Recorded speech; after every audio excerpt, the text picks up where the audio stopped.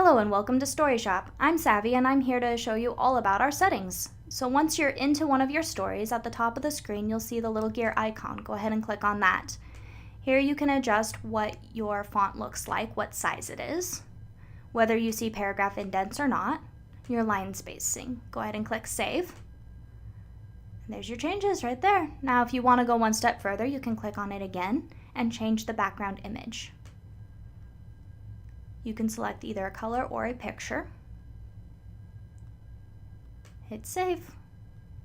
And there you have it. That's how you adjust your settings. There are additional settings that you can change over on expanded beats mode. And again, it's the same little gear icon. Right there at the top. Well, mostly. All right. And this one only adjusts the settings for the beats mode itself, so your font and your font size. That's it. Thanks for hanging out with me. Check out our videos for additional tips and tricks for using StoryShop. Happy writing!